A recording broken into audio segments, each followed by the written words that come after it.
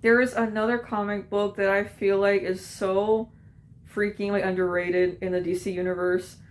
It got very popular when it first came out years ago. I think I was still in high school. This comic book is called The White Knight, and we're following the story of a good Joker. Yeah, so he's no longer smiling like Sharky here. He's now a good man. His name is Jack uh Griff? Okay, his last name I don't remember. I'll put on the screen if I don't remember his last name, I'm sorry. So Jack is now officially getting better in his own way. He's taking some medication to control the Joker persona, and he's now himself again, which is crazy. So, as his first step of making amends, he decides to go back to Harley Quinn to apologize to her for everything he did to her, for treating her horribly. So that's what he does. He goes back to their hideout, and then he sees Harley Quinn there. She's acting goofy and crazy, like the old Harley Quinn that we all know. And at some point, he asks her to marry him. Because, again, it's his way of trying to give her the like real man she always wanted. And then Harley Quinn beats him up, and she gets pissed off, telling him that I don't know what's wrong with you, but this is dumb, this is not you. And then the real Harley Quinn shows up. The real Harley Quinn. So this comic is a really good twist here. There are two Harley Quinns. So, yeah. So the imposter, her name is Marion.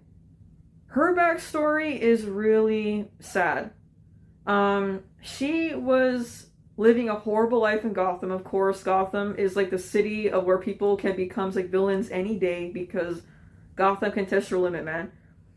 So she had a very bad life, very lonely from the looks of it, had no one for her. So she was now a bank teller in the flashback we were seeing here. And she was harming herself in front of employees and customers because she wanted to see if at some point that they were going to stop her. That's how messed up her mind was. At some point, the Joker shows up, points a gun at her head, and he kidnaps her, and he forces her to help him like rob the bank. So then they go back to the hideout, and then he ends up like bandaging up her arms because again she harmed herself, and she thought that was a very kind thing that anyone's ever done for her, and that's why she ends up falling for the Joker. She tells the story to Mad Hatter, and she is now called the like Neo Joker because she ends up becoming the main villain in the story. It's insane with Marion's story because I just don't get how Joker gets all these women. I mentioned it before with the Punchline video. How does he get all these girls, man? Like, Marion, though, I felt like was definitely more brainwashed because, again, her trauma was really bad. She went through so much in her past life. And because of a kind thing Joker does, she wants to be with him. And I'm like, don't you know the reputation of this man? He kills people. He beats up Harley Quinn. Like, I just couldn't get over that with Marion. I'm sure everyone knows how the Joker is when he did a Harley Quinn. I'm sure everybody knows. But she's blindsided by his kindness in that moment. And she wanted to be with him, which I'm like, what? I don't know, man. That was crazy. So then we cut back to the real Harley Quinn and Joker, right? Jack. Jack and Harley Quinn, they end up turning into a very healthy relationship, which I did not see coming. And they even get engaged at some point, which I was really cute. So yeah, they actually stay together. And what makes this comic special too is Batman. Batman, in this comic book, he's kind of treated like a villain for the first time because people flock to Jack when he is starting to think about making a change in Gotham. He wants to bring peace and order, and Batman's pissed off for understandable reasons because he used to be Joker. Jack used to be Joker, and I get Batman's side here. So the fact that people immediately just went to Jack like nothing, knowing who he used to be, was nuts. So yeah, very cool conflict they did here. I really like that. And at some point, Jack and Batman, they both realize, hey, you know what? I think it's best if we make peace with each other because Marion has her own army building up, and I think we gotta take her out together. So that's what happens.